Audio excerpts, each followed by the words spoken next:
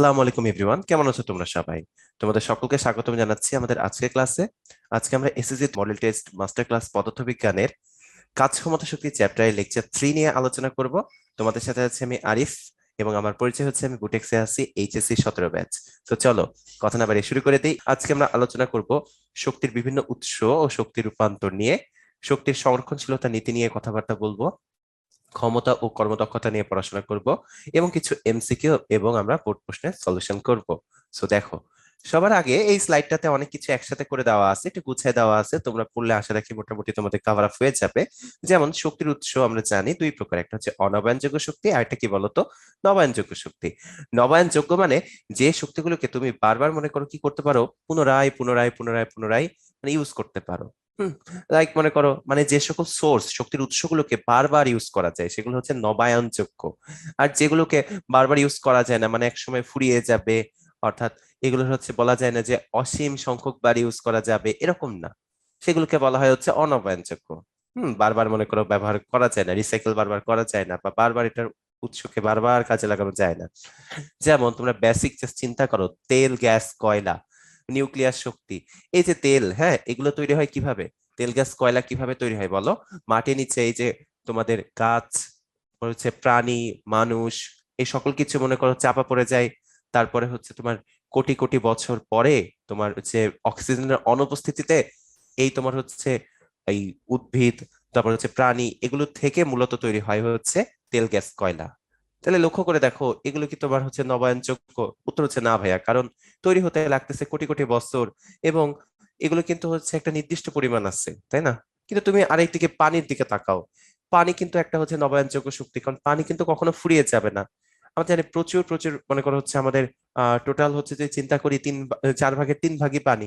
তো ওই হিসাবে চিন্তা করলে কিন্তু পানি কিন্তু ফুরায় যায় না। তো পানি যদি আমরা কাজে লাগাতে পারি, এবং পানি থেকে পানির কোনো কিছু ব্যবহার করে, পানির বিভব শক্তি ব্যবহার করে যদি আমরা শক্তি তৈরি করতে পারি, তাহলে এই শক্তিটা হবে ডেফিনেটলি কি বলতো, নবায়নযোগ্য শক্তি। ঠিক আছে? সো এখানে এই কথাগুলো বলে দেওয়া আছে। তেল, গ্যাস, কয়লা, নিউক্লিয়ার শক্তি এগুলো অনবায়নযোগ্য, মানে বারবার নবায়ন করা যায় না। আর জলবিদ্যুৎ মানে বিদ্যুৎ শক্তি, মানে করা হচ্ছে বিদ্যুৎ শক্তি তৈরি করতেছে কিন্তু পানির শক্তিকে কাজে লাগিয়ে, মানে পানির বিভব শক্তিকে কাজে লাগিয়ে, বিভব শক্তি গতি শক্তিকে কাজে লাগিয়ে, টারবাইন ঘুরিয়ে। ঠিক আছে, সেই ধরনের শক্তিকে বলা হয় অ্যাকচুয়ালি জলবিদ্যুৎ, এবং জলবিদ্যুৎ প্রকল্প, এখান থেকে জলবিদ্যুৎ শক্তি পাওয়া যায়। বায়োমাস কি?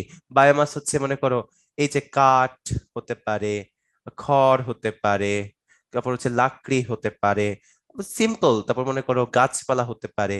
মানে আমাদের আশেপাশে পরিবেশে যা যা আছে, লাইক হচ্ছে গাছপালা, তারপর তোমার হচ্ছে কাঠ, খড়, তারপর হচ্ছে লাকড়ি, খড়কুটো, আমাদের মানুষের ক্ষেত্রে মনে করো হচ্ছে মানুষের দেহ হতে পারে, তারপর বিষ্ঠা, হম অর্থাৎ সকল ধরনের আবর্জনা, এই সকল কিছু মিলাই তৈরি হয় বায়োমাস।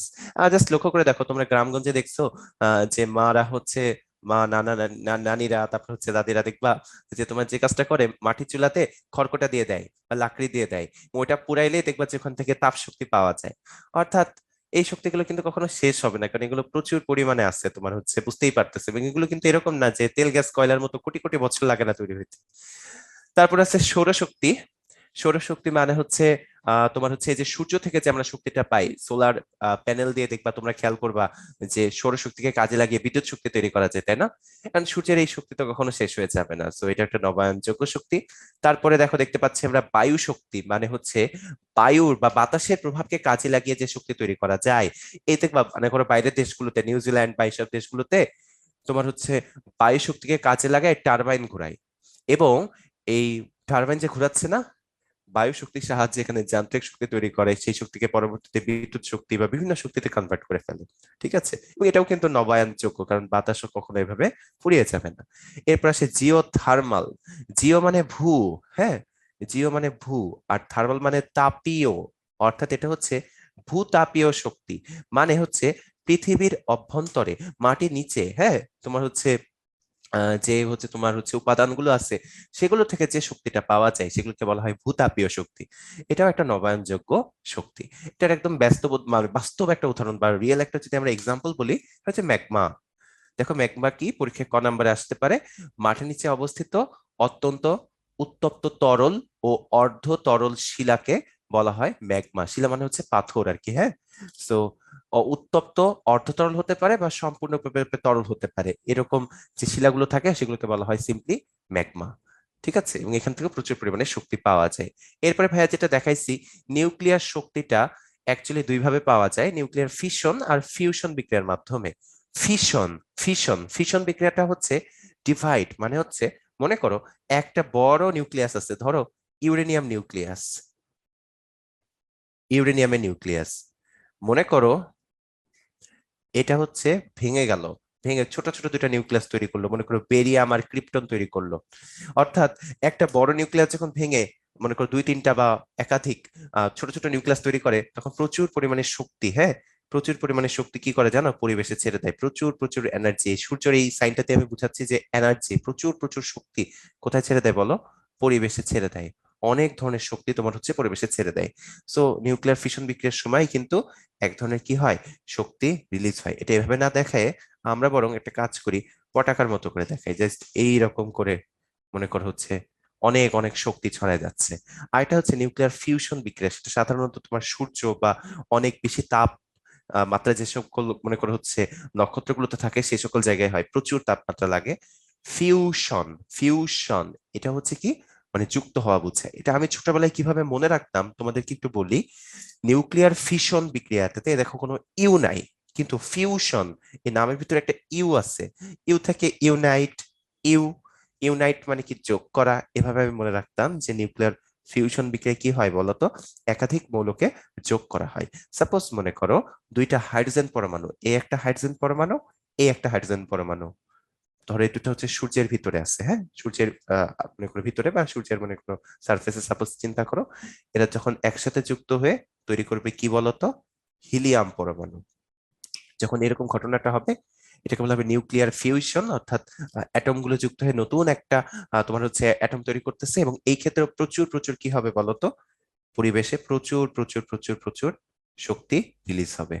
অর্থাৎ এই প্রসেসটাও প্রচুর পরিমাণে কি দেয়, আমাদেরকে শক্তি দেয়। এবং দেখবা যে নিউক্লিয়ার পাওয়ার পাওয়ার প্ল্যান্ট বিভিন্ন জায়গায় তোমার হচ্ছে বিভিন্ন দেশে হচ্ছে স্থাপন করা হচ্ছে এই কারণে, কারণ এই যে আমাদের যে অনবায়নযোগ্য শক্তিগুলো, দ্যাট মিনস তেল গ্যাস কয়লা, নিউক্লিয়ার শক্তি, এগুলো তো আসলে তোমার হচ্ছে মনে করো তেল গ্যাস কয়লা থেকে আর কতটুকুই বা শক্তি পাওয়া যেতে পারবে, কারণ সামনের দিনগুলোতে তো এগুলো শেষ হয়ে যাবে।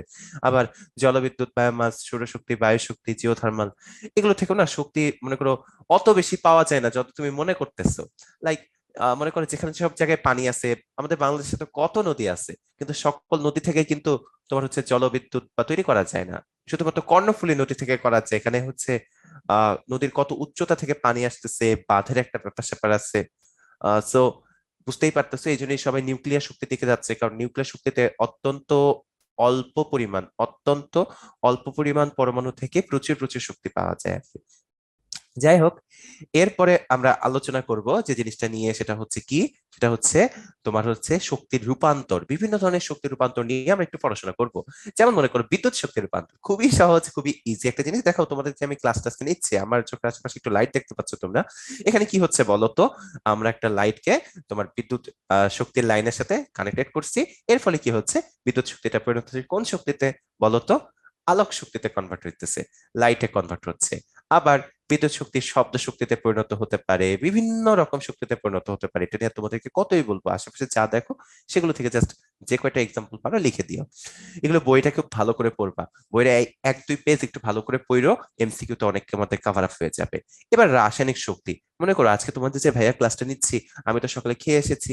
সো আমার বডিতে যে খাবারগুলো গেছে সেখানে রাসায়নিক শক্তি ছিল, রাসায়নিক শক্তি জমা ছিল। এই শক্তিটাই পরবর্তীতে আমার বডিতে তাপ শক্তিতে পরিণত হয়েছে, সেখান থেকে আমি শক্তি পাচ্ছি কাজ করার, তাই না?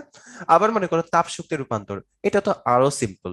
জাস্ট ইমাজিন করো কোন জায়গায় মনে করো তোমার হচ্ছে তাপ শক্তি আছে, তুমি তাপ শক্তি প্রোভাইড করছো, সাপোজ মনে করো ইঞ্জিন, ইঞ্জিনে কি হয় বলতো, উচ্চ তাপমাত্রার জায়গা থেকে ও তাপ গ্রহণ করে ফুয়েল বার্নিং থেকে, এবং পরে তৈরি করে কোন শক্তি, পরে তৈরি করে যান্ত্রিক শক্তি, মানে গতি শক্তি তৈরি করে, গাড়িটা ফরফর ফরফর করে সামনের দিকে চলে যায়।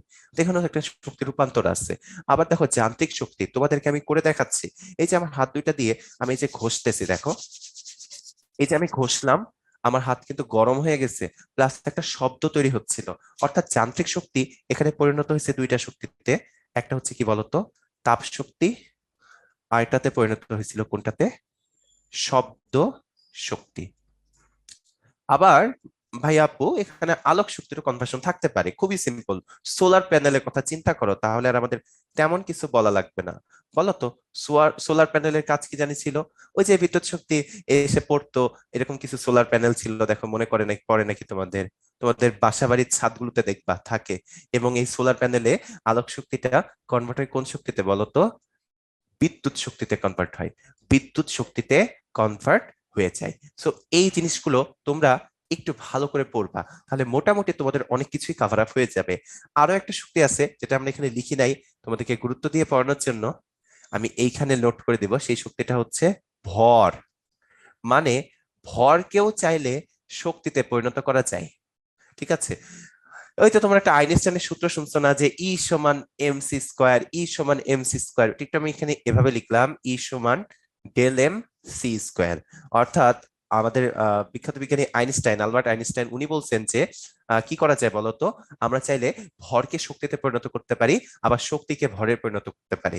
এর মানে হচ্ছে ভরই আসলে শক্তি, বা শক্তি আসলে ভর। কোন একটা জায়গায় তুমি যদি মনে করো হচ্ছে এগুলো অ্যাকচুয়ালি নিউক্লিয়ার বিক্রিয়াগুলোতে হয়, সেখানে আমাদের যে অ্যাটম গুলো আছে, পরমাণুগুলো মনে করো হচ্ছে যখন রিয়াকশনে যায় তখন কিছুটা ভর হারায় যায়, বা খোয়া যাওয়া ভর বলে, হারানো ভর বলে, এটাকে আমরা ডেলেম দিয়ে প্রকাশ করি। ওই ভরটাই পরবর্তীতে শক্তিতে পরিণত হয়ে যায়। কিভাবে বের করতে হয়?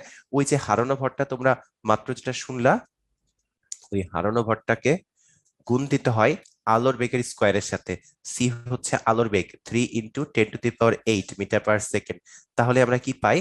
আমরা কতটুকু শক্তি পাচ্ছি ওই হারানো ভর থেকে, সেটা আমরা বের করতে পারি। এগুলো নিয়ে তোমরা খুবই ডিটেইলসে পড়বা সামনে। আজকে তেমন কিছুই বললাম না, ভবিষ্যতে তোমরা অনেক কিছুই পড়বা। তো চলো একটু সামনের দিকে যাই। প্রথমত কিছু এমসিকিউ আছে। এমসিকিউ গুলো খুবই সহজ, ঠান্ডা মাথায় দেখবা, এমনিই পারবা। প্রথমত, কোন সূত্রের সাহায্যে বস্তুর ভরকে শক্তিতে পরিণত করা যায়? উত্তর হচ্ছে ইকুয়াল টু এমসি স্কোয়ার। তারপরে কি বলছে দেখো, এটাও খুব সহজ একটা প্রশ্ন। যদি কোনো শৃঙ্খলিত বিক্রিয়ায়, ফিশন বিক্রিয়ায় 1 কেজি ভর লোপ পায়, মানে 1 কেজি ভর কি হয়েছে বলতো? হারায় গেছে। 1 কেজি ভর কিন্তু এখানে কি হয়েছে আমাদের? হারায় গেছে। 1 কেজি ভর কিন্তু খুঁজে পাওয়া যাচ্ছে না। সেই ক্ষেত্রে নির্গত শক্তি কত হবে বলতো? ফর্মুলা কি? ই সমান আমরা জানি del m c square. E সমান আমরা লিখতে পারি কি? Del m c square. কতটুকু ভর হারায় গেছে? 1 কেজি। আর সি হচ্ছে 3 × 10⁸ তার হোল স্কোয়ার, এত জুল। চলো ক্যালকুলেট করে ফেলি। ক্যালকুলেট করে দেখা যাচ্ছে 3 × 9 × 10⁻16, 9 × 10⁻, কত বলতো? 16। অ্যান্সার হচ্ছে বি নাম্বারটা। কিভাবে করলাম? 8 × 16 আর 3 এর স্কোয়ার করলে হয় কত? 9। কোয়াইট ইজি, তাই না? তারপরে সামনের দিকে যাই চলো। এরপরে প্রশ্ন দেখো, শক্তির সবচেয়ে সাধারণ রূপ কোনটি? যান্ত্রিক শক্তি। যান্ত্রিক শক্তি শক্তির সবচেয়ে সাধারণ রূপ, কারণ এটা গতি শক্তি আর হচ্ছে মনে করো তোমার বিভব শক্তি একদম বাস্তবে সবসময় তৈরি করা যায়। তো শক্তির সবচেয়ে সাধারণ রূপ হচ্ছে, এক কথায় বলে দেওয়া যায় কোনটা? যান্ত্রিক শক্তি। তারপরে কোনটি অনবায়নযোগ্য, মানে বারবার তোমার এটা সোর্সকে খুঁজে পাওয়া যাবে না? উত্তর হচ্ছে ভাইয়া নিউক্লিয়ার শক্তি। বাকি তিনটা, জিওথার্মাল, জলবিদ্যুৎ, সৌরশক্তি হচ্ছে নবায়নযোগ্য। ফটোগ্রাফিক প্লেটের উপরে আলোক ক্রিয়ার ফলে আলোক শক্তি কোন শক্তিতে রূপান্তরিত হয়? আমরা যে যে ফটো মনে করে হচ্ছে ফটোকপি করি না, সেখানে কি হয় তো বলতো? এই যে দেখবা যে যখন ফটোকপি মেশিনটার উপরে মনে করো হচ্ছে কাগজটাকে রেখে ঢেকে দেওয়া হয়, তারপরে সুইচ অন করে দিলে একটা আলো যায় মনে হয়। আলোক শক্তিটা পরবর্তীতে দেখবা তোমাদের কাগজটা সাদা ছিল, কিন্তু যখন ফটোগ্রাফিক প্লেটের উপর রাখছে, ওই কাগজের উপরে কিছু লেখা পড়ে যায়, যে ফটোকপি হয়, তাই না? অর্থাৎ আলোক শক্তিটা লেখাতে বা কালিতে কনভার্ট হচ্ছে, মানে কোন শক্তিতে কনভার্ট হচ্ছে বলতো? রাসায়নিক শক্তিতে কনভার্ট হচ্ছে। একদমই তো কালিতে হয় না, মানে এটা হচ্ছে আমি কালিতে বুঝাচ্ছি যে এটা অ্যাকচুয়ালি রাসায়নিক শক্তিতে পরিণত হয়। অর্থাৎ উত্তরটা হবে কোনটা বলতো? ডি নাম্বারটা হবে। এটা পরিণত হবে কোন শক্তিতে? এটা পরিণত হবে সিম্পলি রাসায়নিক শক্তিতে। এরপরে কি আছে? নবায়নযোগ্য শক্তির উৎস কোনটা? জিওথার্মাল, দেখা যাচ্ছে। নিউক্লিয়ার রিঅ্যাক্টর হিসেবে নিচে কোনটি ব্যবহার করা হয়? ইউরেনিয়াম, এখানে তেজস্ক্রিয় পদার্থ, এটা ইউজ করা হয়। ইউরেনিয়াম ধাতু ইউজ করা হয় এখানে নিউক্লিয়ার রিঅ্যাক্টর হিসেবে। তারপরে প্রশ্ন, থার্মোকাপলে দুটি ভিন্ন ধাতব পদার্থের সংযোগস্থলে তাপ দেওয়া হলে সরাসরি কোন শক্তি পাওয়া যায়? উত্তর হচ্ছে বিদ্যুৎ শক্তি। এগুলো একটু মুখস্থ করবা, হ্যাঁ। থার্মোকাপলে মনে করো এ একটা হচ্ছে ধাতু, ধরো হচ্ছে একটা ধাতু, আর এর সাথে আরেকটা ধাতু সংযোগ করা আছে যে এইভাবে। এই দুইটা ধাতুর যে সংযোগ স্থল, এই দুইটা ধাতুর যে সংযোগ স্থল, এই সংযোগ স্থলে যদি আমরা হিট দেই, ডিরেক্ট আমরা কোন শক্তি পাই বলতো? বিদ্যুৎ শক্তি পাই। এগুলো কিছু মুখস্থ করে এগুলো বড় হলে আরো ডিটেলসে শিখবা। চলো সামনের দিকে চাই। মাইক্রোওয়েভ ওভেনে বিদ্যুৎ চৌম্বকীয় তরঙ্গ কোন শক্তিতে রূপান্তরিত হয়? মাইক্রোওয়েভ ওয়েভে তোমরা জানো যে আলোক শক্তিটা কনভার্ট হয় কোন শক্তিতে? তাপ শক্তিতে, তাই না? খুবই সিম্পল কথা। ভূতাপীয় শক্তি কি? ভূতাপীয় শক্তি কি বলো? ভূতাপীয় শক্তি কি হবে?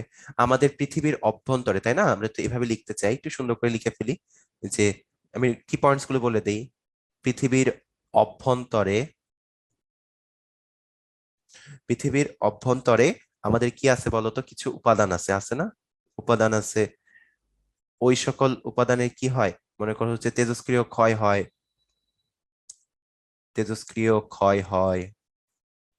তারপরে ওই সকল উপাদান থেকে আমরা একটা সংরক্ষিত শক্তি পাই। তারপরে তোমার হচ্ছে ম্যাগমা থেকে তুমি শক্তি পাও। এই সকল কিছু মিলাই হয় হচ্ছে ভূতাপীয় শক্তি, মানে কি? Jio thermal energy. এগুলো একটু মাথায় রেখো, সুন্দর করে আমরা পড়ে ফেলবো, হ্যাঁ? আমরা এমনি এগুলো পারবো পরীক্ষা আসলে। এরপরে দেখো, পরিবেশের উপর জলবিদ্যুৎ কেন্দ্রের প্রভাব ব্যাখ্যা করো। পরিবেশের উপরে জলবিদ্যুৎ কেন্দ্রের প্রভাব উপকারীও আছে, আবার অপকারীও আছে। এটা আবার কি আমি তোমাকে বুঝাই, দেখো। উপকারিতা আসলে খুবই কম। আমরা পরীক্ষায় অ্যাকচুয়ালি উপকারিতা ব্যাখ্যা লিখবো না। উপকারী বলতে বুঝাচ্ছি যে এখান থেকে তুমি কি পাচ্ছ? বিদ্যুৎ শক্তি পাচ্ছ, তাই না? এই শক্তিটাকে কাজে লাগাইতে পারবা, হ্যান ত্যান। বাট উপকারিতা আমরা বলবো না, যেহেতু প্রভাবটা চাইছে কোথায়? আমাদের প্রভাবটা চাইছে পরিবেশের উপরে। যেহেতু প্রভাবটা চাইছে হচ্ছে পরিবেশের উপরে, সো আমরা কিন্তু এখানে হচ্ছে এই কথাটা বলবো না। আমরা বলবো অপকারী প্রভাবগুলি পড়বো। অবশ্যই অপকারী। কেন অপকারী বলতো? ওই যে তুমি নদীর নদীর স্রোতকে কি করতেছো? বাধাগ্রস্ত করতেছো। নদীর স্রোত স্বাভাবিক ছিল, স্বাভাবিক স্রোতকে তুমি কি করতেছো বলো? স্বাভাবিক যে নদীর স্রোত ছিল, সেই স্বাভাবিক স্রোতকে তুমি কি করতেছো? বাধাগ্রস্ত করতেছো, বাধা দিচ্ছ, বাধাগ্রস্ত করতেছো। ঠিক আছে? তারপরে বাঁধ দিতেছো, তুমি নদীতে বাঁধ দিতেছো না? নদীতে বাঁধ দেওয়ার ফলে কি হচ্ছে বলতো?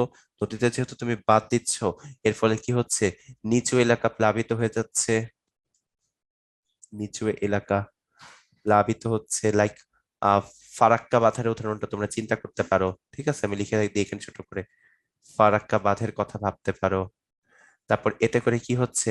তোমাদের ওই যে আহ নদীতে মনে করো যে হচ্ছে মাছ আছে, তারপর জলজ উদ্ভিদ আছে, এগুলো ক্ষতিগ্রস্ত হচ্ছে, ক্ষতিগ্রস্ত হচ্ছে। তারপর হচ্ছে পরিবেশের ইকোসিস্টেমের সমস্যা হচ্ছে, ইকোসিস্টেমে প্রবলেম হচ্ছে। সো এই সকল কিছু সুন্দর করে গুছাই লিখে দিও, তাহলে দেখবা মোটামুটি জলবিদ্যুৎ কেন্দ্রের প্রভাবটা তুমি ব্যাখ্যা করে দিতে পারবা। এরপরে চলো আমরা সামনের দিকে মুভ করি। শক্তি রূপান্তরের কারণে পরিবেশের উপর বিরূপ প্রভাব পড়ছে, তুমি তোমার মতামত এক্ষেত্রে ব্যাখ্যা করো। ভাইয়া খুব সিম্পলি এটা বলা যায়। এই যে মনে করো আমাদের যে যে ফসিল ফুয়েল গুলো, মানে হচ্ছে তোমার, দাঁড়াও লিখে দিই, ফসিল ফুয়েল, খনিজ সম্পদ, খনিজ যে সম্পদগুলো আছে আমাদের, হ্যাঁ, সেগুলো থেকে যখন আমরা পুড়াই, মানে তেল গ্যাস কয়লা, সোজা কথায় বলতে গেলে তেল গ্যাস কয়লা, বলতো এদেরকে যদি আমরা বার্ন করি, এদেরকে যদি পুরানো হয়, এদেরকে যখন আমরা বার্ন করি, হিট দেওয়া হয়, পুরানো হলে কি হয় বলতো? পুরানো হলে এখান থেকে আমরা জানি যে কি তৈরি হয়। মনে করো তোমাদের হচ্ছে তোমরা শক্তি পাও, ডেফিনেটলি আমরা তাপ শক্তি পাই। এদেরকে পুড়াইলে কি পাই আমরা বলতো? তাপ শক্তি পাই। হিট দিলে তাপ শক্তি পাচ্ছি, তাই না? তাপ শক্তি তো পাচ্ছি ডেফিনেটলি পুরানোর সময়। সেই সাথে সাথে আমরা কি পাচ্ছি? আমরা কিছু বাজে জিনিসও পাচ্ছি, লাইক মনে করো কিছু সময় মিথেন পাওয়া যায়, কার্বন ডাই অক্সাইড পাওয়া যায়, ইটিসি ইটিসি অনেক কিছু পাওয়া যায়, কার্বন পাওয়া যায়।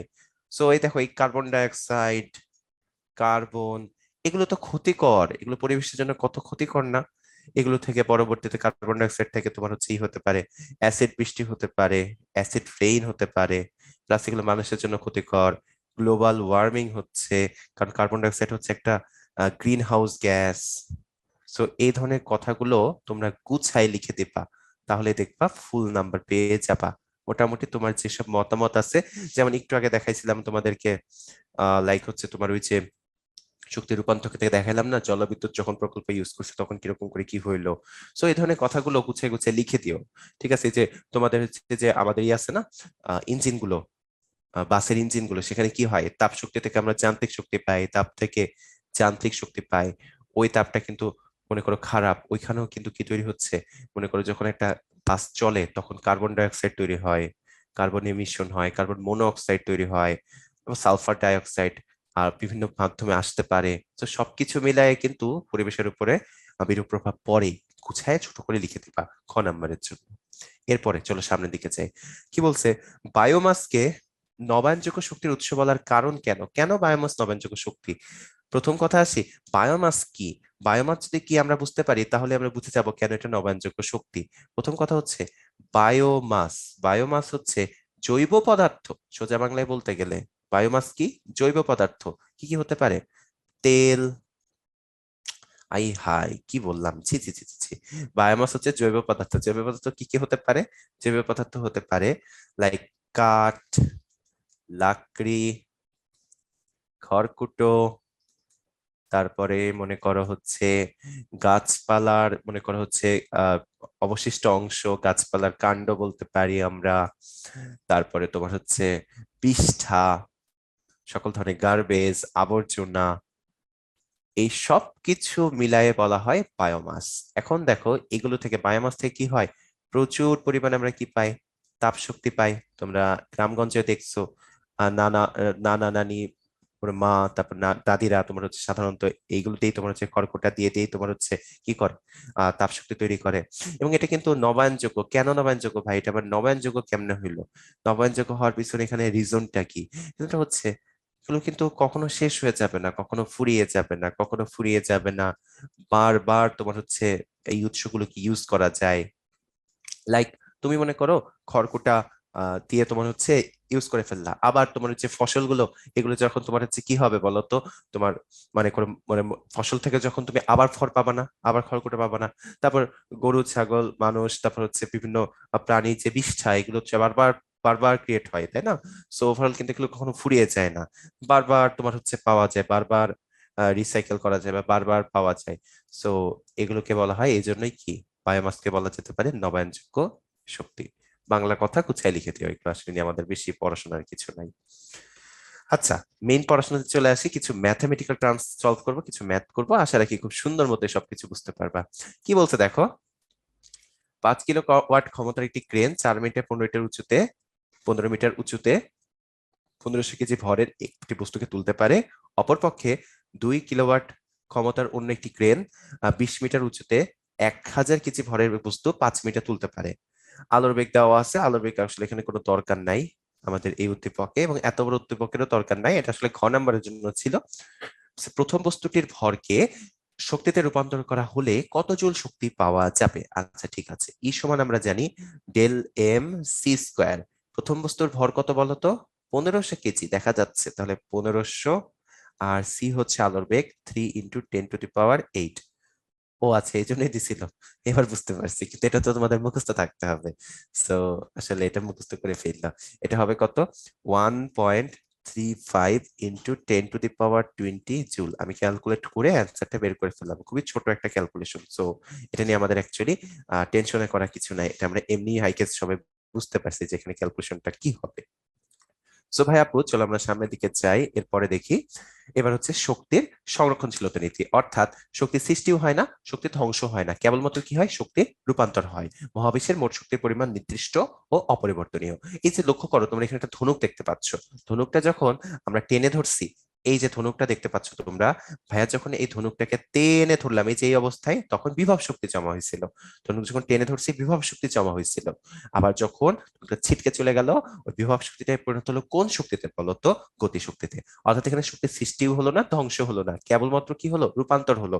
একটা শক্তি, অর্থাৎ একটা পজিশনে যে বিভব শক্তি ছিল সেটা নষ্ট হয়ে যায় নাই, সেটাই পরবর্তী পজিশনে কোনো এক পজিশনে যে কি হয়ে গেছে বলতো, গতি শক্তি হয়ে গেছে। ঠিক আছে, আরো ডিটেলসে যদি এই মজার মজার জিনিসগুলো দেখতে চাও, লিঙ্কে চলে যাবা, তাহলে মজার মজার কিছু কনজারভেশন ল অফ এনার্জি দেখতে পারবা তোমরা। তো চলো আমরা একটু একটু করে তাহলে সামনের দিকে যাই। আর একটা কথা মনে রাখবা, যে কোনো মুহূর্তের মোট শক্তি সবসময় কি থাকে, নির্দিষ্ট থাকে। ঠিক আছে। আচ্ছা, গাছ থেকে আম যদি নিচের দিকে পড়তে থাকে তাহলে কি হবে? সিম্পলি চিন্তা করো, মনে করো আম গাছ থেকে পড়ে যাচ্ছে।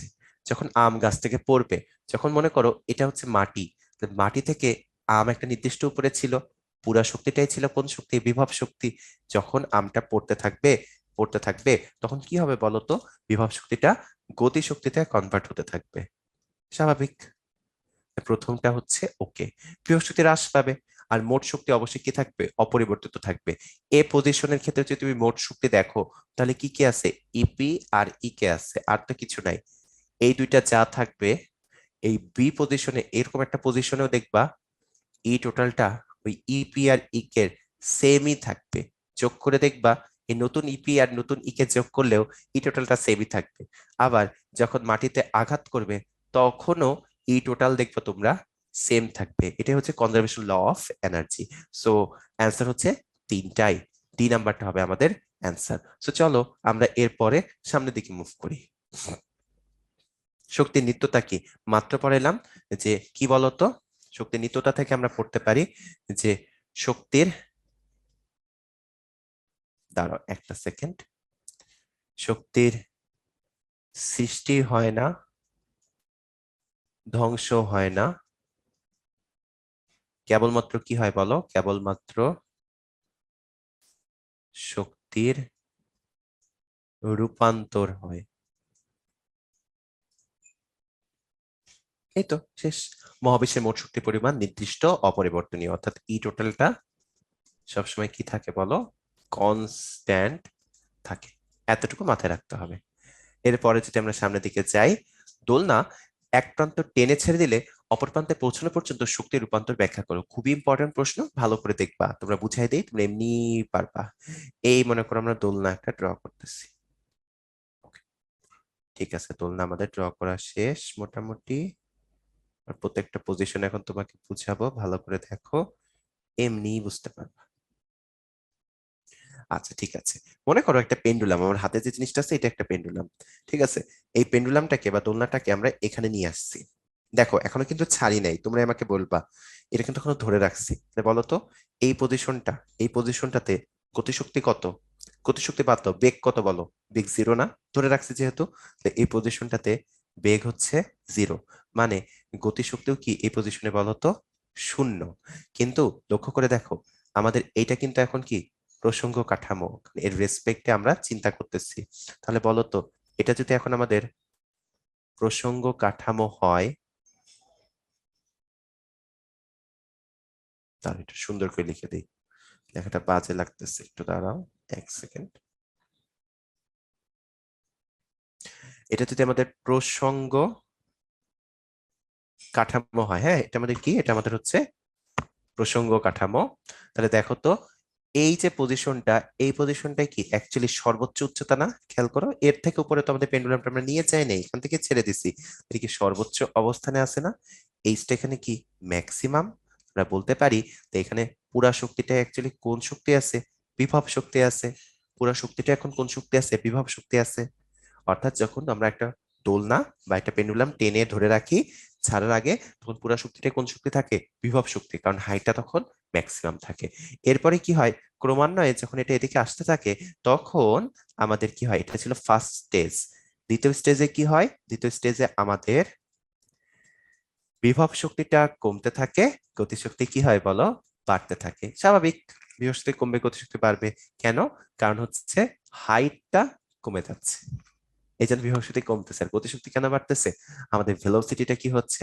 বাড়তেছে, বেগ বাড়বে। এই যে দেখো, গতি বাড়তে থাকে, গতি বাড়তে থাকে, বাড়তে বাড়তে যখন এই 3 নম্বর পজিশনে আসে, অর্থাৎ সাম্যাবস্থায় চলে আসে, যখন সাম্যাবস্থায় চলে আসে তখন খেয়াল করো তোমরা, হাইটটা হয়ে যায় জিরো।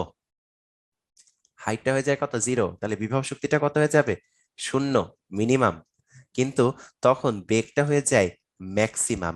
এই জন্য গতিশক্তিটা হয়ে যায় তখন হাফ এম ভি স্কোয়ার, এবং এটা হয়ে যায় ম্যাক্সিমাম। অর্থাৎ এই ক্ষেত্রে পুরা শক্তিটা, যেটা আমাদের 1 নম্বর পজিশনে যে শক্তিটা ছিল বিভব শক্তি, 3 নম্বর পজিশনে সেই শক্তিটা কনভার্ট হয়ে যায় কোন শক্তিতে বলতো? গতিশক্তিতে কনভার্ট হয়ে যায়। এরপরে কি হয় ভাই আপু? এরপরে এই কেসটা জাস্ট পুনরাবৃত্তি হয়। আবার যখন এদিক থেকে এদিকে যেতে থাকে, পুরা শক্তিটাই কোনটা ছিল এখানে? পুরাটাই ছিল গতিশক্তি। তাহলে এখন কি হবে বলতো? এই 4 নম্বর পজিশনে, 4 নম্বর পজিশন যদি আমরা এদিকে ড্র করি, তাহলে গতিশক্তিটা কমতে থাকবে, বিভব শক্তি বাড়তে থাকবে। কেন?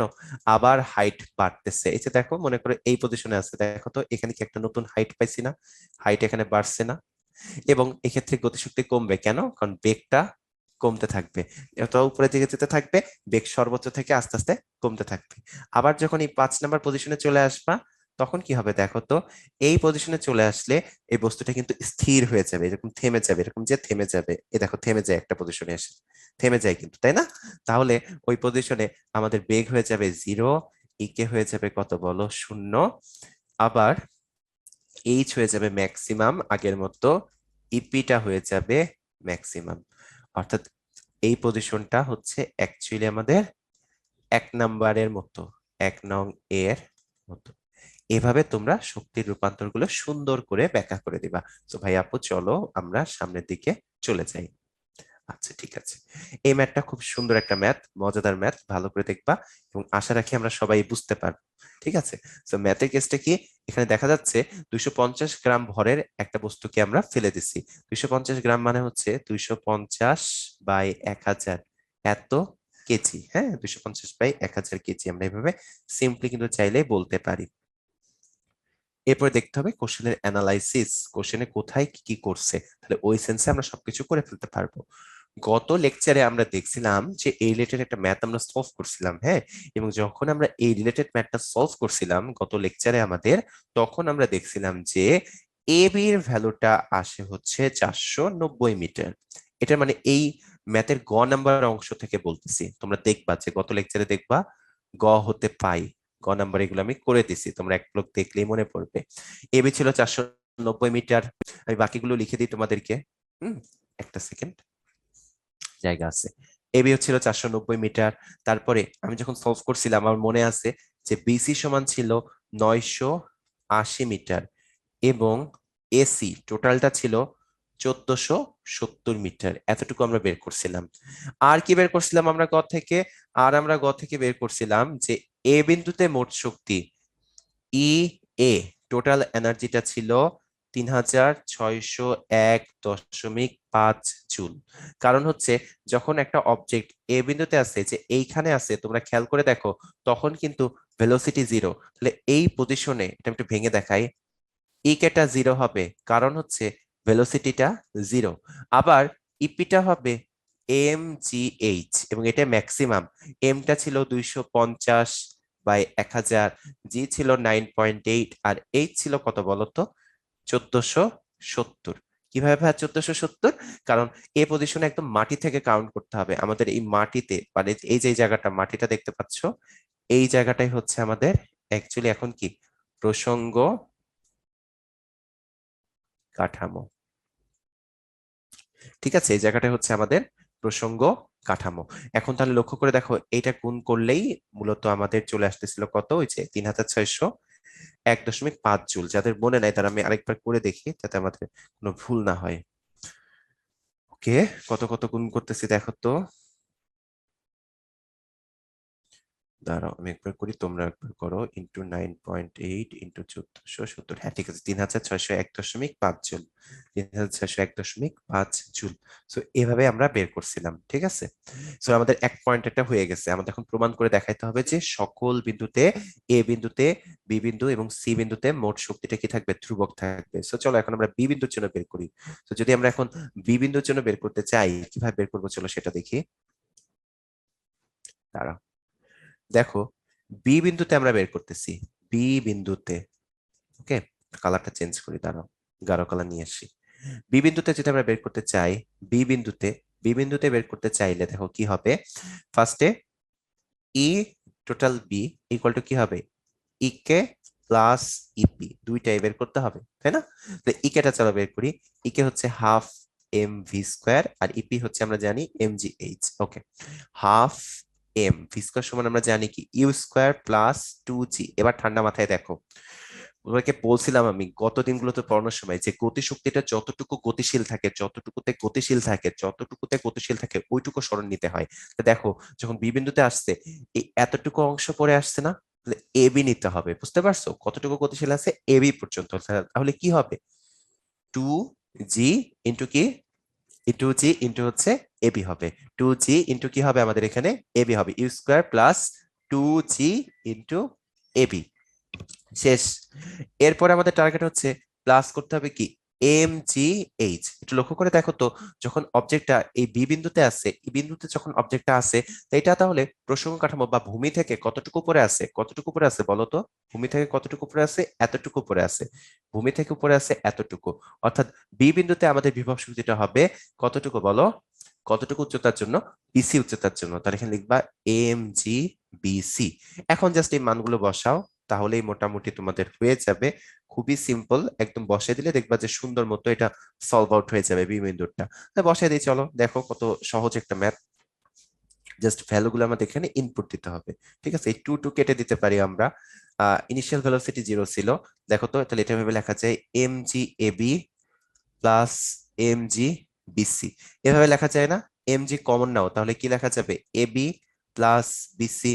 লক্ষ্য করে দেখো, আমরা পরের পেজে চাই, এবি আর বিসি যোগ করলে, এবি আর বিসি যদি আমরা যোগ করি তাহলে কিন্তু অ্যাকচুয়ালি এসি পাওয়া যায়। তাহলে এটার সময় লেখা যাবে চাইলে এম জি এসি। এবং লক্ষ্য করে দেখো, আমরা একটু আগে দেখছিলাম এসিটাই ছিল কত, 1470। এসিটাই ছিল কত, 1470। এসি ছিল আমাদের 1470। তাহলে এমজিএসসি, এম এর মান 250 গ্রাম, কত হয় দেখো তো, ইকুয়াল টু 250/1000। জি হচ্ছে 9.8 আর এসি হচ্ছে 1470। সো এটাও ডেফিনেটলি আগেরটার মতোই উত্তর হবে। আগেরটা উত্তর ছিল আমাদের 3601.5 জুল। সো বি বিন্দুতেও কিন্তু নিত্যতা মেনে চললো। এবার বের করতে হবে সি বিন্দুতে। সি বিন্দুতে যদি আমরা বের করতে চাই, খেয়াল করে দেখো তোমরা, সি বিন্দুটা ছিল কোথায়, একদম গ্রাউন্ডে, জাস্ট টাচ করবে এই মুহূর্তে। তাহলে বলো তো এইখানে হাইট কত, এই সি বিন্দুতে হাইটটা কত, 0। তাহলে এই বিন্দুতে বিভব শক্তি কি হয়ে যাবে, শূন্য হয়ে যাবে। যেহেতু আমাদের হাইটটা 0 হয়ে যাচ্ছে, বিভব শক্তিটা কি হয়ে যাবে, শূন্য। পুরা শক্তিটাই কোন শক্তি হবে এখন, পুরা শক্তিটাই এখন হবে গতি শক্তি। তাহলে ই কে সমান আমরা কি লিখতে পারবো, ই কে সমান আমরা লিখতে পারবো এখন তাহলে হাফ এম ভি স্কোয়ার, দেন হাফ এম ভি স্কোয়ার মানে লেখা যাবে ইউ স্কোয়ার প্লাস 2g পুরাটা মানে এসি। এই টু টু কাটা যাবে, ইউ তো 0। দেখো আবারও চলে আসলো ঘুরে ফিরে এম জি এস সি, একই জিনিস, 250/1000 ইন্টু 9.8 ইন্টু কত, 1470। সো এখনো যদি আমরা যোগ বিয়োগ করি, এটাও কত আসবে, 3601.5 জুল। লক্ষ্য করে দেখো, এ পয়েন্ট বলো, বি পয়েন্ট বলো, সি পয়েন্ট বলো, 3 পয়েন্টেই ই টোটালটা কি বলতো, সেম বা কনস্ট্যান্ট। আমরা বলবো সুতরাং নিত্যতা সূত্র মেনে চলে। শেষ। এরকমই সহজ সহজ ম্যাথ তোমাদের পরীক্ষা আসবে, তোমরা এগুলো সুন্দর করে সলভ করবা, এমনি পেরে যাবা। তো চলো এরপরে আমরা সামনের দিকে চলে যাই। আচ্ছা, এরপরে প্রশ্ন কি বলছে, এ বিন্দু থেকে বস্তুটিকে মুক্তভাবে পড়তে দিলে এটি কত বেগে সি বিন্দুতে আঘাত করবে, একই টাইপ ম্যাথ তাই না। এ বিন্দু থেকে ফেলে দিচ্ছে বস্তুটাকে, 10 কেজি ভরে বস্তুটাকে, এটা কত বেগে কোথায় আঘাত করে বলতো, সি বিন্দুতে, এটা বের করতে বলছে। তাহলে বলতো শক্তির নিত্যতা সূত্র অনুযায়ী এটা সলভ করা যায়, গ নাম্বারটা। আমরা যদি শক্তির নিত্যতা সূত্র ইউজ করি, শক্তির নিত্যতা সূত্র আমরা ইউজ করলাম, শক্তির নিত্যতা সূত্র, তাহলে বলতো আমাদের এ পয়েন্টের মোট শক্তি সমান কি হবে, সি পয়েন্টের মোট শক্তি। এ পয়েন্টের মোট শক্তিটা কি, ই কে এ প্লাস কি, ইপি এ। সি পয়েন্টটা কি হবে, ই কে সি প্লাস হচ্ছে বলো ইপিসি। বলো এবার এ পয়েন্টে বস্তুটা কি কোনো ভেলোসিটি আছে, উত্তর হচ্ছে ভাইয়া না। ই কে হচ্ছে 0, ইপিটা কত, এম জি 120 টোটালটা। আবার সি পয়েন্টে যখন আসবে, তখন তোমরা আমাকে বলো ই কে সি কত হবে, half M V square plus EPC. এই পয়েন্টে আমাদের উচ্চতা কত, প্রসঙ্গ কাঠামো থেকে 0, তাহলে বিভব শক্তি কত হবে, 0 হবে। সো ভাইয়া পুরা হয়েই তো গেল, এম এম কেটে দিবা। একটু যদি যোগ বিয়োগ করি, দেখো মোটামুটি সবকিছু আমাদের হাতের নাগালে চলে আসছে। চলো আমরা ক্যালকুলেটরের মানটা বের করে ফেলি। 2g 120 সমান ভি স্কোয়ার, তাহলে ভি সমান বের করে ফেলো রুট ওভার করে, এটা আসে আমার 48.497 এত মিটার পার সেকেন্ড। সো এটাই ছিল আমাদের একটা বেসিক অ্যান্সার। আমার মনে হয় তোমরা সবাই এটা বুঝতে পারছো, খুবই সহজ, একদম ইজি না? 48.497 এত মিটার পার সেকেন্ড। এর পরের প্রশ্ন দেখো, ঘ নাম্বার প্রশ্ন বলছে ভূপৃষ্ঠ হতে কত উচ্চতায় বিভব শক্তি গতিশক্তি 3 গুণ হবে, সরি 2 গুণ হবে। আচ্ছা, মানে ইপিটা হচ্ছে 2 × ইকে, বিভব শক্তি হচ্ছে গতি শক্তির 2 গুণ। তাহলে ভাই কিভাবে এটা আমরা সলভ করব? সো চলো আমি একটু তোমাকে এটা একটু ড্র করি ছবিটা। আমরা যদি এটা সুন্দর করে ড্র আউট করতে চাই, আমাদের এই যে ড্রয়িংটা যেটা আমি মাত্র আঁকলাম, এই ছিল হচ্ছে বস্তুটা। বস্তুটা টুকটুক করে পড়ে যাচ্ছিল, তোমরা খেয়াল করছো, সবাই পড়তেছিল। ওকে, ঠিক আছে, দ্যাটস কুল। এবার লক্ষ্য করো, টোটালটা বলে দিছে আমাদের কতটুকু, 120 মিটার।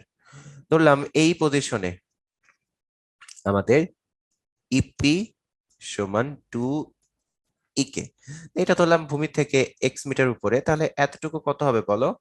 120 minus x. এক্সটা, এটা হচ্ছে আমাদের গ্রাউন্ড, ধরলাম হচ্ছে প্রসঙ্গ কাঠামো বা ভূমি থেকে ধরলাম, হ্যাঁ প্রসঙ্গ কাঠামো, মানে এখানে হচ্ছে ধরতেছি আমরা ভূপৃষ্ঠ, মানে ভূপৃষ্ঠ বা ভূমি থেকে কাউন্ট করতেছি, ঠিক আছে, ভালো কথা। এখন চলো আমরা ইপি বের করি, আগে একটা একটা করে বের করি, একটা একটা করে পার্ট করবো, তাহলে ম্যাথটা আমাদের সুন্দর মতো হবে। তবে পুরো খেয়াল করো, ইপি সমান আমরা জানি এম জি। এবার দেখতে হবে, দেখো অবজেক্টটা যে পড়তেছে, অবজেক্টটা পড়তেছে, এটা এই পজিশনে আসলো, আমাদের মাঝখানে পজিশনটাতে আসলে গ্রাউন্ড থেকে বা প্রসঙ্গ কাঠামো থেকে কতটুকু করে আছে, এতটুকু অংশ, এটা কিন্তু এক্স হবে। প্রসঙ্গ কাঠামো থেকে কতটুকু, এখানে হচ্ছে এম জি এক্স। ইকেটা যদি বের করি, ইকে আবার formula half M V square, half M V square সমান লেখা যাবে ইউ স্কোয়ার প্লাস 2 জি। এটা খেয়াল করো কতটুকু গতিশীল ছিল, এখান থেকে পড়ে আমরা এখানে কাউন্ট করছি, এতটুকু, এতটুকু, এতটুকু, ঠিক আছে। ওই মাঝখানে যেখানে ইপি সমান 2 কে, ওই পয়েন্ট পর্যন্ত কতটুকু গতিশীল ছিল, 120 মাইনাস এক্স। তাহলে এখানে কত হবে, 120 মাইনাস এক্স। ইউ স্কোয়ার তো জিরো, যেহেতু মুক্ত ভাবে পড়তেছে, 2 2 কেটে যাবে। লক্ষ্য করো তাহলে ই কে সমান আসে এম জি 120 মাইনাস এক্স। এখন বলছে কি ইপি সমান 2 ইকে প্রশ্ন মতে, তাহলে এখন লিখে দিই আমরা, চলো। অ্যাকর্ডিং টু কোশ্চেন,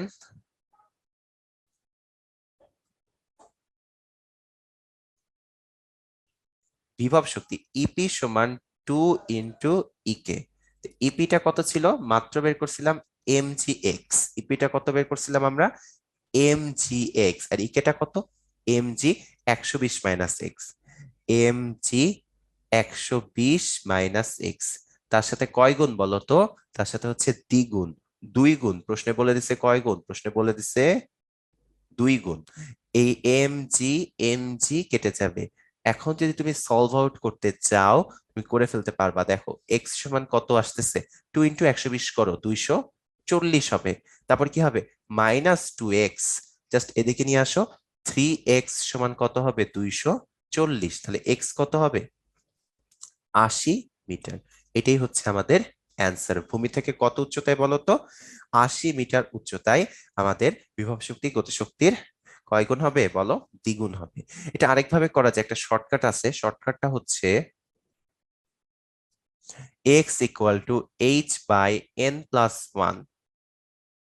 ঠিক আছে, যেখানে এন হচ্ছে গতি শক্তিটা বিভব শক্তির কত গুণ, গতি শক্তি বিভব শক্তির কত গুণ। তাহলে লক্ষ্য করে দেখো, আমাদের এই প্রশ্নটাতে যদি এরকম থাকতো, বলে দিত যে গতি শক্তি বিভব শক্তির দ্বিগুণ, এরকম যদি বলতো, ঠিক আছে, ইফ যদি এরকম হইতো, তাহলে কি বসে, তা এক্স ইকুয়াল টু এইচ এর মান, ধরো প্রশ্নে কত ছিল আমাদের, এইচ এর মান ছিল 120 মেবি, না? এইচ এর মানটা কত ছিল দেখে আসি, 120। এন এর মান হচ্ছে, দেখো তো এখন কত গুণ, এন কয় গুণ, এন কয় গুণ, দেখো তো, এন হচ্ছে দ্বিগুণ, দ্বিগুণ, তাহলে 2 + 1। তাহলে এখন কত হইতো অ্যান্সারটা, 120/3। তো তোমরা বুঝতেই পারতেছো তখন অ্যান্সারটা কত হইতো, 40, 3 × 4 = 12। কিন্তু আমাদের প্রশ্নে বলছিল কি, যে প্রশ্নে বলা ছিল ইপিটা হচ্ছে 2 ইকে। লক্ষ্য করো, ইপি যদি 2 ইকে হয়, তাহলে ইকেটা কত হবে, হাফ ইপি হবে। তো এখন যদি আমরা সলভ আউট করি, এক্স সমান কি হবে দেখো, 120/½ +1। এবার যদি আমরা ক্যালকুলেট করি 120 বাই, দেখো লসাগু করো 2, 1 + 2 3, তাই না? এটা তো একটু এই সাইডে করে দেই সলভটা, দেখো কত আসে। x ইকুয়াল টু 120/3/2 কত হচ্ছে 120 ইন্টু 2/3, কাটাকাটি করো, এখানে কত আসে 40, অ্যান্সার হচ্ছে 80 মিটার। এটাই কিন্তু তখন আমরা সলভ করছিলাম। আবার যদি ইফ ইকে আর ইপি সমান থাকে তখন হচ্ছে এন এর মানটা 1। তখন কিভাবে করবা? যখন এন এর মানটা 1 হবে, এক্স সমান বসাবা, তখন h/1 + 1, এর মানে হচ্ছে অ্যাকচুয়ালি h/ কি হবে 2। অর্থাৎ যখন বলবে গতি বিভব শক্তির সমান, তখন অ্যাকচুয়ালি কত হয়ে যাবে, অর্ধেক উচ্চতায় আমাদের গতি আর বিভব শক্তিটা সমান হবে। এই কথাগুলো সুন্দর করে মনে রাখবা তোমরা, তাহলেই তোমাদের মোটামুটি হয়ে যাবে। তো চলো আমরা সামনের দিকে চলে যাই।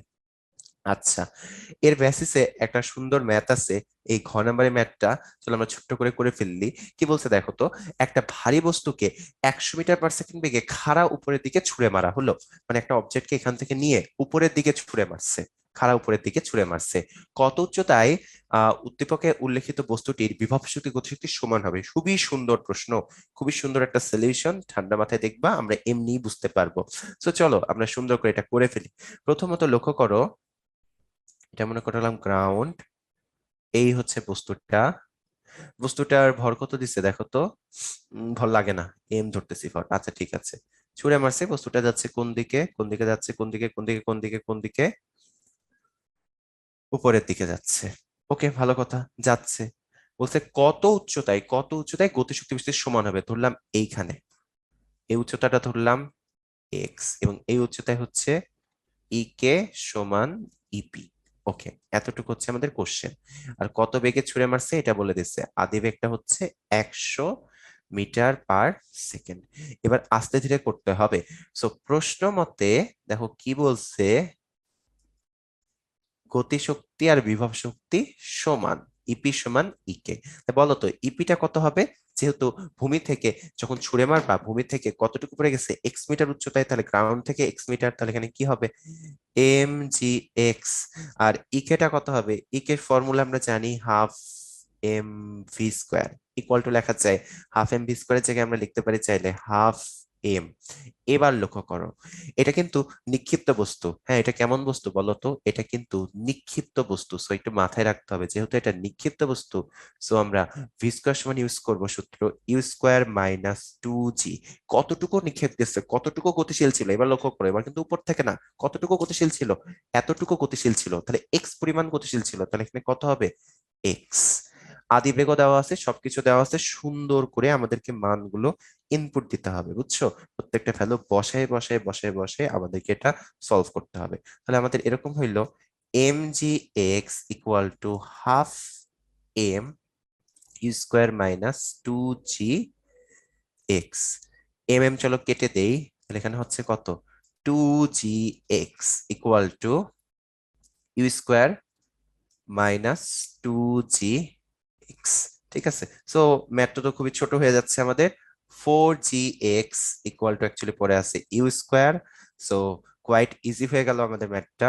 4 × 9.8 × x, আর ইউ এর মান হচ্ছে 100, 100²।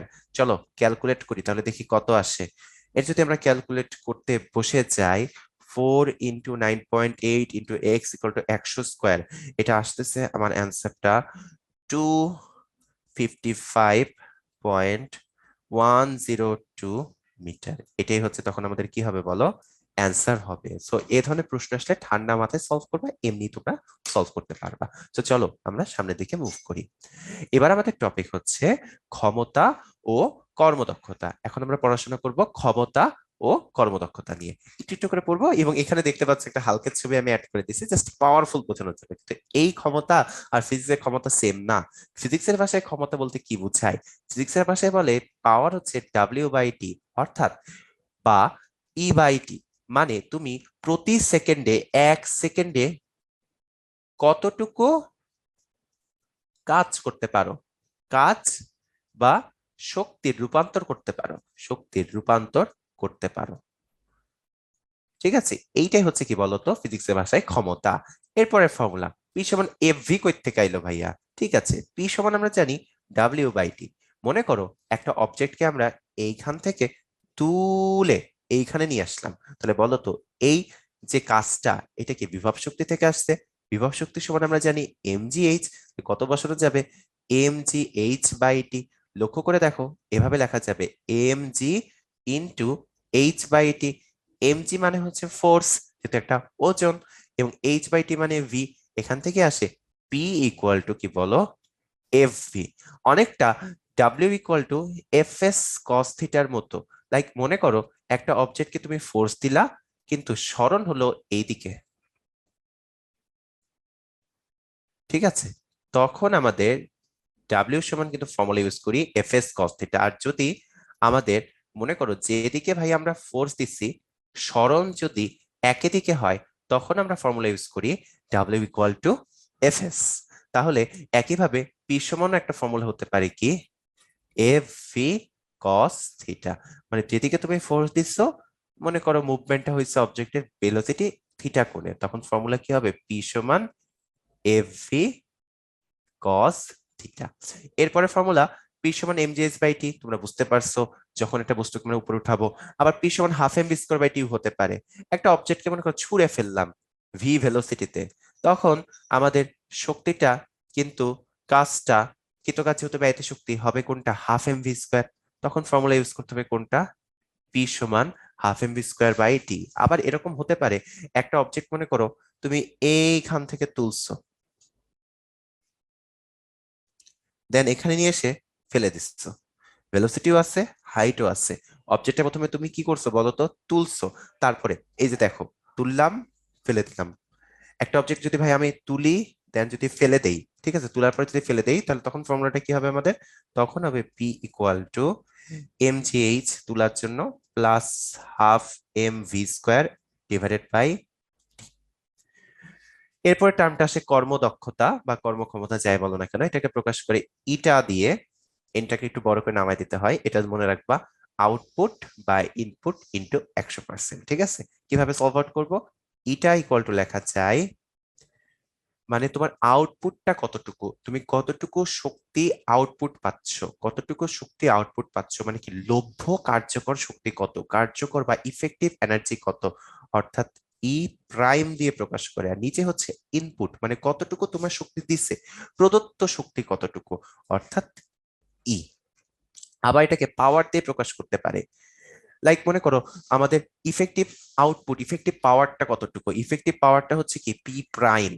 আর কতটুকু ইনপুট ছিল, প্রদত্ত ক্ষমতা কতটুকু ছিল পি। এদেরকে যখন ভাগ করে দেওয়া হয়, অনুপাত দেওয়া হয়, তখনই পাওয়া যায় কি কর্মদক্ষতা। 100% কেন করে দিই? কারণ এই মানটা 0.435 এভাবে আসে, তাই আমরা, বা 0.46, 0.69, এরকম 0.89, 0.79, 0.59 এভাবে আসে, এই জন্য আমরা 100% করে দিই। আর মনে রাখবা কর্মদক্ষতার কোনো একক নেই।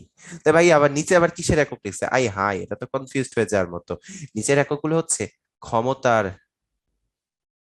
একক, আর এটা হচ্ছে ক্ষমতার মাত্রা। আমি সুন্দর করে গুছাই দিই, দাঁড়াও এই যে একটা, যাতে তোমরা কনফিউজ না হয়ে যাও পরীক্ষায়। এটা হচ্ছে কার একক? ক্ষমতার একক। আর এটা হচ্ছে ক্ষমতার মাত্রা। ক্ষমতার একক কি? ওয়াট। আর ওয়াট মানে কিন্তু লেখা যাবে জুল পার সেকেন্ড, কারণ পি সমান হচ্ছে কি ডাব্লিউ বাই টি। উপরেরটা আসে জুল থেকে, উপরটা জুল আসে, নিচেরটা আসে কি বলতো সেকেন্ড। আর মাত্রা কি হবে? এম এল স্কোয়ার টি মাইনাস থ্রি। সলভ করলেই পাওয়া যায় এম এল স্কোয়ার টি মাইনাস থ্রি। সো এই ছিল আমাদের ক্ষমতা ও কর্মদক্ষতা রিলেটেড স্লাইডটা। আমার মনে হয় তোমরা সবাই সবকিছু বুঝতে পারছো। আমরা চলো ম্যাথের দিকে চলে যাই। নিচের কোনটি বল আর বেগের গুণফল? আমাদেরকে চিন্তা করতে হবে এখন বল আর বেগের কি বলতো গুণফল নিয়ে। আচ্ছা, একটু আগে তোমাদেরকে পড়াইছি বল আর বেগের গুণফল, এফ ইন্টু ভি। এটা জানি কি শিখেছিলাম? পাওয়ার। অ্যান্সার হবে কোনটা? ক্ষমতা হবে আমাদের অ্যান্সার। এরপরে যদি আমরা সামনের দিকে মুভ অন করি, তাহলে দেখো এরপরে আমাদের কি কি আসে। 70 কেজি ভরের একজন ব্যক্তি 5 মিনিটে 100 মিটার উঁচু পাহাড়ে ওঠে, তার ক্ষমতা কত ওয়াট? যেখানে জি এর মান বলে দেওয়া আছে 9.8।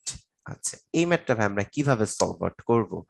একজন ব্যক্তি কিন্তু 100 মিটার উঁচু পাহাড়ে উঠছে, মানে কি উপরের দিকে উঠছে, তাহলে পুরা শক্তিটা কোন শক্তি জমা হয়েছে তার ভিতরে? বিভব শক্তি। তাহলে আমাদের সূত্র কি হবে? পি সমান mgh/t, উপরে বিভব শক্তির সূত্র। এম কত? 70, জি হচ্ছে 9.8, এইচ কত? 100, আর টাইম কতটুকু? 5 মিনিট, মানে 5 × 60, এত সেকেন্ডস। ওয়াটে চলে আসবে, ক্যালকুলেটরে বসাও, ক্যালকুলেটরে হাত দাও।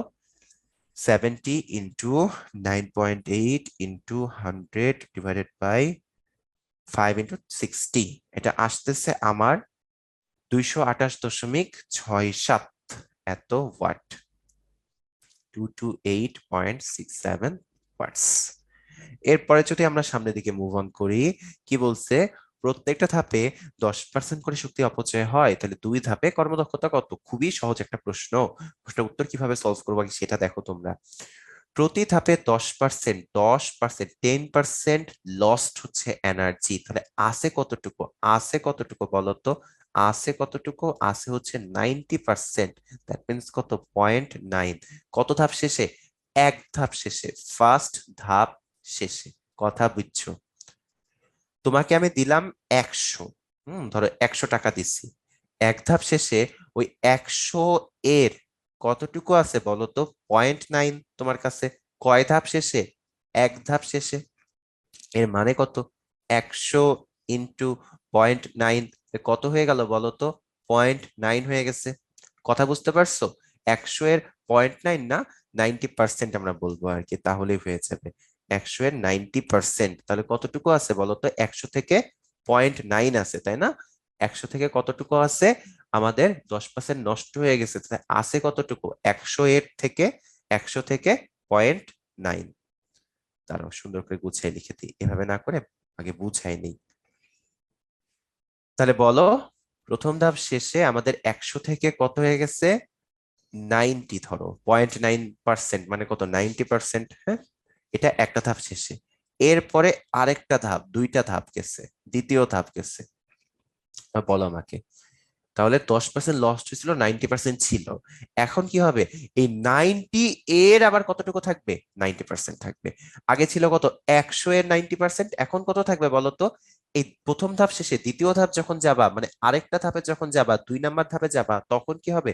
আবার 90%, আবার 90% থাকবে। কেন? 10% অপচয় হয়েছে। তো কতটুকু থাকবে বলো? 90 এর 0.9, কত? 90 ইন্টু 0.9। কথা কি তোমরা বুঝতে পারতেছো যে ভাইয়া কিভাবে সলভ করতেছি? এই জিনিসগুলো তোমাদেরকে ধরতে হবে, করতে পারতে হবে, তাহলেই হয়ে যাবে। চলো ক্যালকুলেট করে ফেলি। তাহলে কত আসে দেখো তো? আমাদের আসতেছে এবার 90 এর 0.9, দ্যাট মিনস কত? 81%। অর্থাৎ আমাদের কত আসলো এটা বলো তো? 81। আগে কি করছিলাম? 100 এর 0.9 ছিল, সো এখান থেকে আসছিল কত আমাদের? 90 বা 90। এখন দেখো তো, এখন কিন্তু আর 100 নাই, দ্বিতীয় ধাপে 90 থেকে শুরু হচ্ছে, তাহলে 90 এর 0.9 থাকবে, মানে কতটুকু থাকবে ওভারঅল? 81%। অ্যান্সার হচ্ছে কোনটা? বি নাম্বারটা। আরেকভাবে করা যায় এই কোশ্চেনগুলো, একটা শর্টকাট আছে। শর্টকাটটা এরকম, লক্ষ্য করে দেখো তোমরা। যতটুকু থাকতেছে, মানে যতটুকু আছে, কর্মদক্ষতা যতটুকু আছে, তার সাথে এন পাওয়ার থাকে। মানে কি আবার? মানে হচ্ছে বলতো, কর্মদক্ষতা আছে কতটুকু? আছে হচ্ছে একটা ধাপ শেষে 10% অপচয় হয়েছে, 10% লস্ট, তাহলে আছে কতটুকু? 90%, মানে কি 0.9। 0.9 আছে, 90% মানে কি 0.9। একে কি করতে হবে? কয়টা ধাপ করছো বলতো? দুইটা।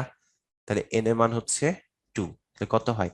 0.9 ইন্টু 0.9, যা হবে তাকে তুমি পার্সেন্ট করে দাও, তাহলে দেখবা অ্যান্সার চলে আসবে 81%। ঠিক আছে, এখানে এন হচ্ছে ধাপ সংখ্যা, কয়টা ধাপ আছে। এন হচ্ছে এখানে আমাদের ধাপ সংখ্যা, মানে কয়টা ধাপ আছে। তারপরের দিকে চাই, চলো আমরা। এটা একদম সহজ একটা প্রশ্ন। 1 ইউনিট বিদ্যুৎ সমান কত জুল? 1 ইউনিট মানে হচ্ছে 1 কিলোওয়াট আওয়ার। ঠিক আছে, আমরা সবাই জানি পি সমান কি ছিল? W by T. তাহলে ডাব্লিউ সমান কি লেখা যেত বলতো? পিটি। পাওয়ারের একক হচ্ছে ওয়াট, আর টাইমের একক হচ্ছে সেকেন্ড। তাহলে আমাদের কাজের একক ছিল জুল, তাহলে জুল সমান লেখা যায় ওয়াট সেকেন্ড। অর্থাৎ আমাদের যে একটা, মনে করো ধরো হচ্ছে একটা ওয়াশিং মেশিন থেকে কতটুকু কাজ পাওয়া যাচ্ছে বা কতটুকু শক্তি পাওয়া যাচ্ছে, সেটা আমরা প্রকাশ করতে পারি কি দিয়ে বলতো? ওয়াট সেকেন্ড এককে। এখন এই ওয়াট সেকেন্ডকে পরে যদি আমরা কনভার্ট করি, ওয়াট সেকেন্ডকে কনভার্ট করলেই ওয়াটকে কিলোওয়াটে নিয়ে আসি, আর সেকেন্ডকে আমরা নিয়ে আসি আওয়ারে। তাহলে যে এককটা হয়, এই এককটাকে বলা হয় ইউনিট। বুঝতে পারছো ইউনিট কই থেকে আসছে? বলো তো, 1 কিলোওয়াট, কিলো মানে কত? 1000। আর 1 ঘন্টা মানে হচ্ছে আমরা জানি 3600 সেকেন্ড। জাস্ট এটা গুণ করে দাও, তাহলে তুমি পেয়ে যাবা কত জুল হয়। দেখবে এটা আসবে 3.6 ইন্টু 10⁶ জুল। অ্যান্সারটা কত হবে? Sorry, 3.6 into 10⁶ joule. অ্যান্সারটা হবে 3.6 ইন্টু 10⁶ জুল। সো সি নাম্বারটা আমাদের ডান। এরপরে যদি আমরা সামনের দিকে যাই একটু একটু করে, তারপরে দেখো কি কি আছে আমাদের। এরপরে জায়গা হচ্ছে ক্ষমতার মাত্রা। কোনটা পড়াই ফেলছিলাম? কোনটা পড়াইছিলাম বলতো? ক্ষমতার মাত্রা হচ্ছে ml² T-3। আমাদের ডি নাম্বারটা হবে ক্ষমতার মাত্রা। কিভাবে আসলো ভাইয়া? আমি করে দিই, দেখো। আমরা পাওয়ার সমান জানি W/T। ঠিক আছে, ডাব্লিউ এর একক হচ্ছে জুল, আর টাইমের একক সেকেন্ড। তাহলে কি হয়? Joule per second. কি লেখা যায়? জুলকে ভাঙো নিউটন মিটার পার সেকেন্ড, নিউটনকে ভাঙো KG metre per second square. এর সাথে মিটার পার সেকেন্ড গুণ আছে, কি লেখা যাবে? KG metre square S-3। তাহলে হচ্ছে mL²T-3। Quite easy.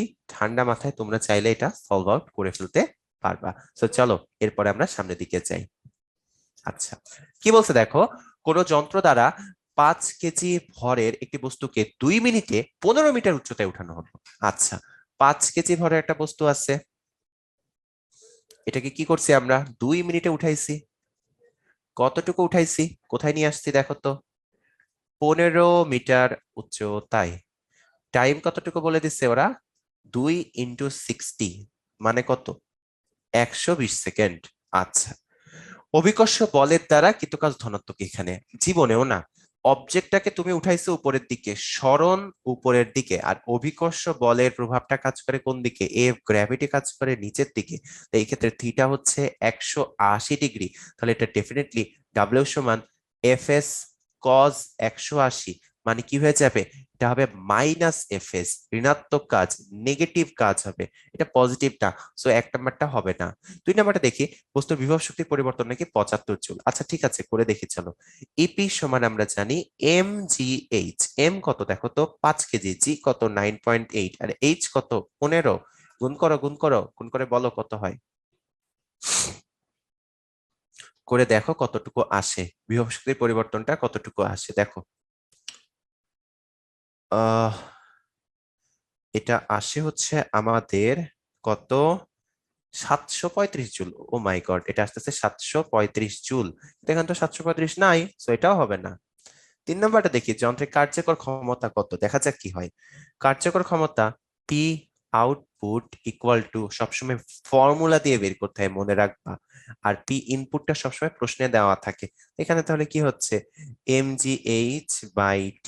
mgh টা হচ্ছে 735, ফর্মুলা দিয়ে বের করবা। তাহলে 735 হচ্ছে টাইম কতটুকু? 2 × 60। চলো দেখি কত আসে, ক্যালকুলেটর হাত দাও। এটা আসলো 6.125 watt. So it's right. Answer হচ্ছে কোনটা বলো তো? অ্যান্সার হবে আমাদের বি নাম্বারটা। ঠিক আছে, সো এর পরে যাই চলো। কোনটির মাত্রায় mL²T-3 করছি আমরা প্রমাণ আজকে। এটা হচ্ছে অ্যান্সার ছিল ক্ষমতা। এরপরে প্রশ্ন দেখো তো, ক্ষমতার একককে বলের একক দ্বারা ভাগ করলে কোন রাশির একক পাওয়া যাবে? আচ্ছা ঠিক আছে, আমরা জানি P = FV, এটা আমরা অনেক পড়ছি। তাহলে ক্ষমতার একক, মনে করো ক্ষমতাকেই যদি আমরা ভাগ করি কি দিয়ে? বলের একক দিয়ে, F দিয়ে ভাগ করি, তাহলে কি পাওয়া যায়? ভেলোসিটি, বেগ পাওয়া যায়। জাস্ট বুঝতেই পারতেছো তোমরা জিনিসটা আসলে। তাহলে কি পাওয়া যাবে বলতো? বেগ পাওয়া যাবে। তুমি একক দিয়েও করতে পারতা, সমস্যা নেই। ক্ষমতার একক আমরা জানি কি? Joule per second. এটাকে ভাগ দিতে হবে বলের একক, মানে কি বলতো, নিউটন দিয়ে। তা কাটাকাটি করলে দেখবা পড়ে থাকবে মিটার পার সেকেন্ড। এখান থেকে বলা যাবে এটা কিসের বলতো একক, এটা বেগের একক। ঠিক আছে, সো সহজ একটা প্রশ্ন, ঠান্ডা মাথায় সলভ আউট করে ফেলবা তোমরা। সো আমাদের লাস্ট প্রশ্ন, কর্মদক্ষতা 100% অধিক কি হতে পারে? জীবনেও হতে পারে না। কেমনে? এটা মানে হচ্ছে আউটপুট বাই ইনপুট। তোমরা আমাকে সিম্পলি একটা কথা বলো, আউটপুট, ঠিক আছে, তুমি ইনপুটের থেকে বেশি কেমনে পাবা? আউটপুট সবসময় ইনপুটের থেকে কম হয় এবং কিছু রেয়ার কেসে ইনপুটের সমান হতে পারে। ঠিক আছে, আমি যদি তোমাকে একটু কর্মদক্ষতাটা ভেঙে ভেঙে পড়াই, এটা সুমন ভাইয়া বলছিলাম আউটপুট বাই কি বলতো, ইনপুট, এবং বলছিলাম যে ই প্রাইম বাই ই, বা P prime by P. E prime মানে কি? ই প্রাইম মানে হচ্ছে কতটুকু তুমি প্রদত্ত শক্তি দিয়েছো আর কতটুকু শক্তি নষ্ট হয়েছে, অপচয়কৃত শক্তি কতটুকু। একইভাবে পি প্রাইম মানে হচ্ছে কতটুকু শক্তি দিছো আর কতটুকু শক্তি নষ্ট হয়েছে। ঠিক আছে, সো এখন তোমরা বিষয়টা বোঝার চেষ্টা করো। তুমি আমাকে বলো, তোমার যদি কখনো তোমার হচ্ছে ই প্রাইমটাকে বড় হতে হয়, ই প্রাইম যদি বড় হতে হয়, বড় হতে হলে আমাদের যদি ই প্রাইম বড় হতে হয়, তাহলে লক্ষ্য করে দেখো তুমি, ই প্রাইম বড় হতে হলে আমাদের ই ওয়েস্টেজ এই অংশটার ভ্যালুটাকে মাইনাস হতে হবে। কেমনে ভাই? যদি এটা মাইনাস হয় তাহলে ই প্রাইম সমান হবে ই, মনে করো মাইনাস সামথিং একটা মাইনাস ভ্যালু, মাইনাস একটা মান। তো ওভারঅল হয়ে যাবে কি ই প্লাস ওই ভ্যালুটা। মানে বুঝতে পারছো? তখন কি হবে, তখন ই প্রাইমটা বড় হবে। কার থেকে বড় হবে? ই এর থেকে। কিন্তু এটা কি কোনো ফিজিবল? এটা কিন্তু ফিজিবল না, এটা ফিজিবল না, এটা আসলে পসিবল না। সো এরকমটা হয় না, মাথায় রাখবা। ঠিক আছে, 100% খুব রেয়ার কেসে হয় আর কি। তারপর এটা একটা একক ভিন্ন রাশি, কেন? কারণ এটা একটা অনুপাত, রেশিও। সো এই ক্ষেত্রে কোনো একক নেই। আর লৌহ কার্যকর শক্তি মোট প্রদর্শন করছি, ঠিক আছে, তাহলে অ্যান্সার হচ্ছে 2 আর 3। অ্যান্সার কোনটা হবে বলো তো? অ্যান্সার হবে আমাদের এই ক্ষেত্রে 2 আর 3। না না না না, কি যে বললাম, ছি ছি ছি ছি, 2 3 কি করে হয়? আমি তো শুরুতে তোমাদেরকে প্রমাণ করেই দিছি, বলেই দিছি যে 100%-এর অধিক হতে পারে না, তাই না? এটা আমি দেখাই দিলাম যে এটা 100%-এর অধিক হতে পারে না। তাহলে এটা অ্যান্সার তো 1 নাম্বারটাও ছিল, 1 নাম্বারটাও ছিল, 2 নাম্বারটাও ছিল, 1 নাম্বারও অ্যান্সার ছিল, 2 নাম্বারও অ্যান্সার ছিল, 3 নাম্বারও অ্যান্সার ছিল। অ্যান্সার কোনটা হবে? অ্যান্সার হবে তিনটা, 1 2 ও 3। ঠিক আছে, প্রত্যেকটা হবে 100%-এর বেশি হতে পারবে না, একবিহীন রাশি হবে, এবং এটা কি হবে? ই প্রাইম বাই ই অথবা P prime by P. So ভাইয়া পুরা এই ছিল আমাদের আজকের লেকচার। সো লাস্ট স্লাইডটা চলে আসলো, যে বিশ্বাস রেখো বুকের ভেতর প্রত্যয়নুভাবে স্বপ্ন চাই যুদ্ধে এবার সফল তুমি হবে। সো আমাদের ক্লাস এখানেই শেষ, তোমাদের জন্য অসংখ্য শুভকামনা। সো চলো আমরা চলে যাই আমাদের পরবর্তী লেকচারে। তোমরা সবাই ভালো থেকো, আল্লাহ হাফেজ।